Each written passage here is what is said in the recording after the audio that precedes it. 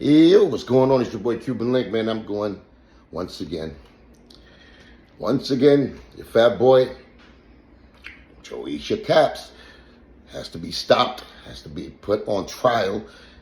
Once again, evidence number one. Not to bring this from the past, but I didn't never see this, right? So let me play it to you. I got something for you. What you got, Joe? No.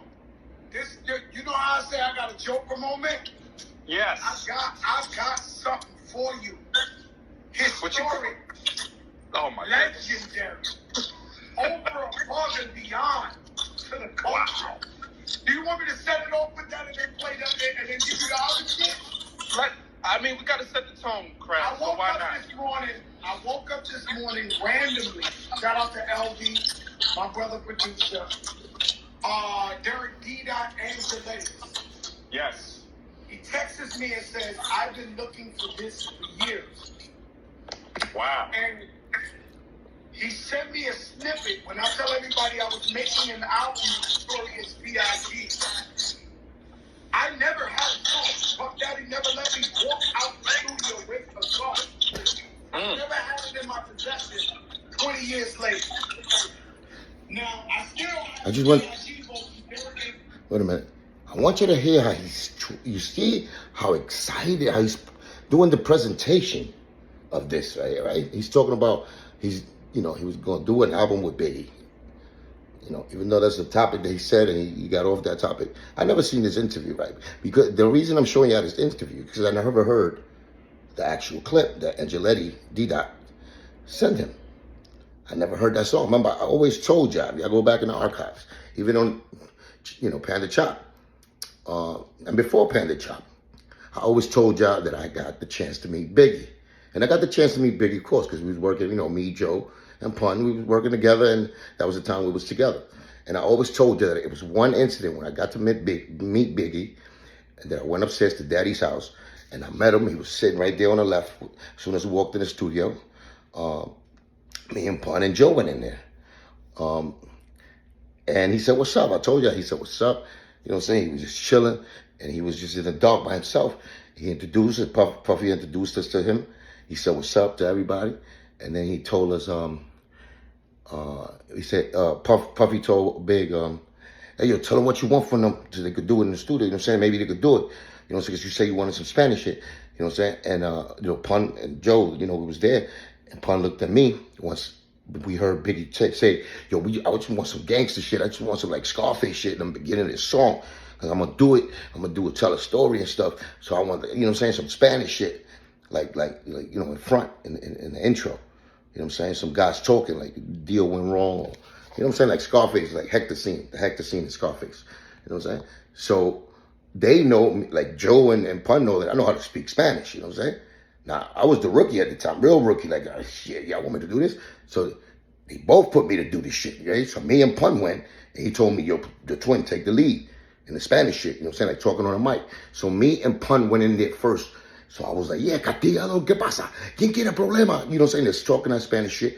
And Pun was just ad-libbing me. Like, yeah, así, ¿qué quieres así no?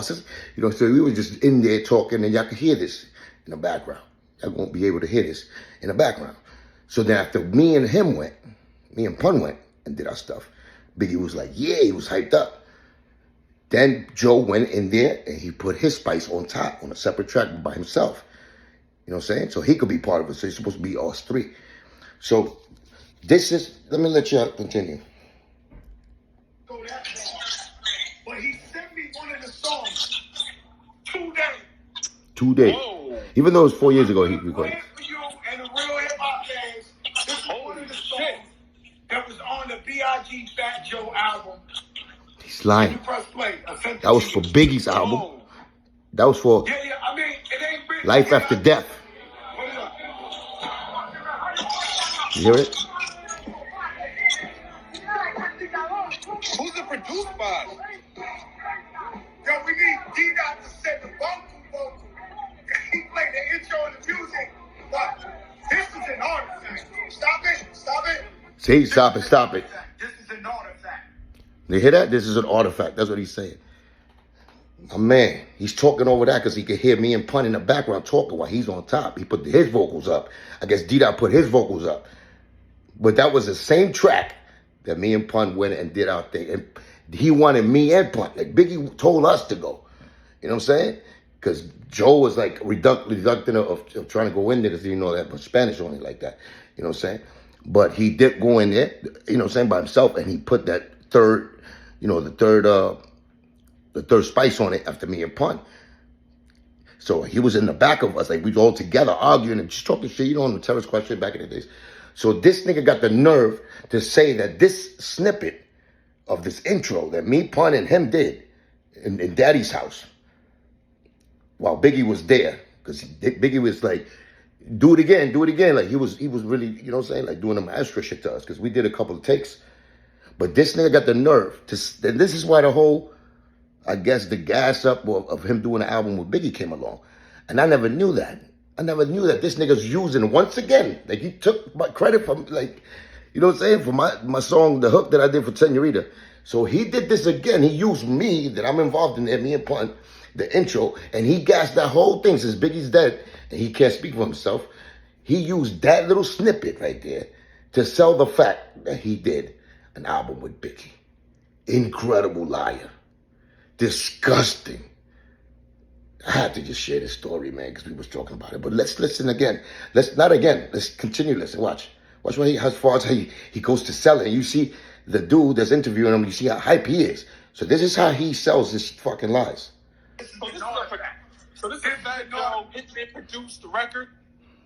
No, we was doing the album together, me and Notorious. Look at his face. Look at his face. Look at his face. People might think I'm lying. Puff Daddy was a tyrant, a dictator. He wouldn't let nobody take the music out the studio but him. Look at him. Out of the grace of God. Look how he's stumbling. He hit me this morning and said, I've been looking for this for years. I finally found it.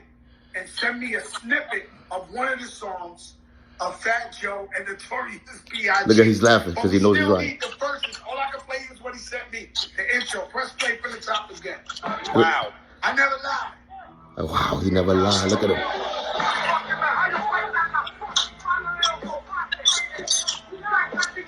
You hear the voices in the back?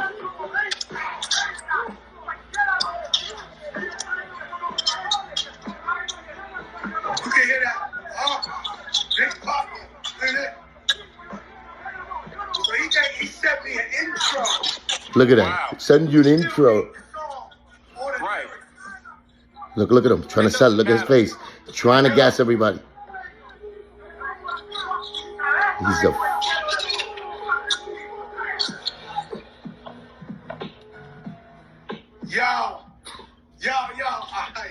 Yo, he's a baloney spoken liar. The vibe is there. Who produced it? I think Derek Angeletti. We did a couple of songs. He said, I think. Wow. But D-Dot is the one who sent him the track. So he doesn't really know who did the beat. And then we was in the studio. And I ain't gonna lie to you. Y'all stop your clock hit. Good Lord. Look at him, gassing everybody. What happened was, because sometimes I say shit and I start thinking it's a lie. Because I don't got the proof. I'm like, right. Oh my God. You see how he sells y'all lies? But this morning I woke up, LB sent me and said, yo, D-Dot told me to tell you he finally found it. And they sent me a snippet. Hey. And when I said, holy shit.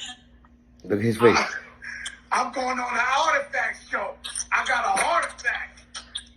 Damn. Look at his eye twitching. Yes. His eye? That's like a never gold heard it bar. all these years later. And, Wow. and so what happened was, the story behind that was, Wait. me and Biggie was working on an album. Wow. Cuban got passed, so we couldn't really, we couldn't do it no more because we were going back. Wow. So you know how like you go. Because him and Biggie was doing the album. He's a liar.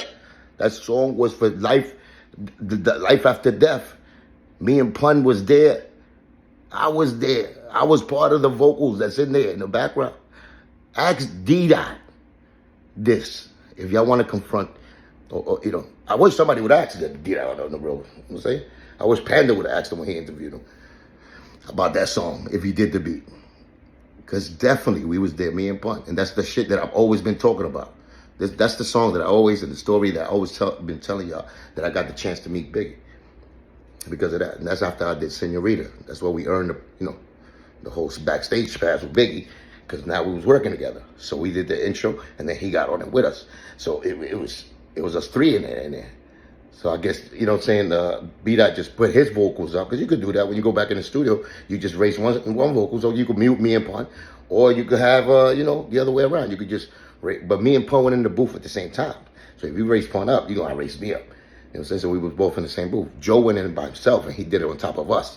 So we was really ad-libbing him. You know what I mean? So I'm just trying to tell you. You see how he tried to sell the point that meant that he was doing a Biggie album with Biggie. Him and Biggie was doing an album together. When I was there to witness that, and I know for a fact, this nigga Joe never did a song with Biggie. Never. Not one song he did. That song, like I said, was just an intro that we did, and it never got picked up. They never put it on Life After Death. So I'm just trying to tell you, the way this nigga does his promotion and lies and uses the credit that we got and leaves us, out of the story so he could take the props and, you know what I'm saying, and get the ball rolling with the lie. Trying to make people believe this lie. So I had to just go back in time and capture this. You know what I'm saying? Because somebody sent me that. And I had to be like, wow, now there's proof. Because I was in that studio session that day. And it was me and Pun who went in there. And I know exactly that we did that song for Biggie. Not for nobody else, as far as like that song was going to be on Pun's album or Joe's album. We did that as a favor for Biggie. Because he asked us, he wanted some Spanish dudes to be arguing in Spanish like a coke deal went wrong in that first scene. So that's why we did the intro. That's it. The shit did not lead to him and that song. I guarantee you that song never had Joe's vocals on it. Never. He never spit to that. Never. And if he did it afterwards. So he could, you know what I'm saying? I mean, maybe sold him a verse from Biggie and then they put it up after. But he couldn't, because even Puff said that they wasn't having a fucking album. There wasn't, Biggie and him wasn't doing an album together. And even B.I.G said that in Panda's interview. So you see what I'm saying? Another undressing of the unmasking of the beluga has been taking place by your boy Cuban. And I'm just trying to keep everybody honest, baby, because I kept it honest. You know what I'm saying? I gave y'all my good and my bad. And I'm holding everybody accountable when they lie, especially the pale whale beluga. Because, it's been getting away with a lot of fucking... And now I finally caught him again. The first one with the Senorita shit, remember, he took credit that he wrote the hook, like a liar, disgusting, like taking my credit, you know what I'm saying, to try to erase my legacy from this hip-hop world. So once again, another proof, another article, Exhibit D for the court case, for the street courts. You know what I'm saying, evidence, that's going in the evidence file again, how many times he lied. So stealing, money from Twin after he passed away from his estate, putting the life insurance on Twin and splitting it between Steve Rifkin and Richard Isaacs and the fat fuck. He after Pun died, he split $1 million. Taking Tony, the baloney, and Remy after Pun's death, he took them and he put them on the Terror Squad record instead of leaving them on the foundations for the family to make money. All of these, I got proof for it. Taking 50% in the contract, it's managerial contract for Pun, and then lying, saying he only did the 20%. All of these are lies. You understand? And me beating him up in Jimmy's after he saw me, he'll never say that, but I ain't lying about that. I 5-pieced him, and then that's why they had to do that from behind to get me away from him, because even then he lost. But anyway, man, another case, closed files. For the Beluga files. Just reporting the truth. It's your boy Q. The Cuban Revolution will be televised. And it's been started. Trump started it off. Let's go, baby. This is the truth. The year of the truth.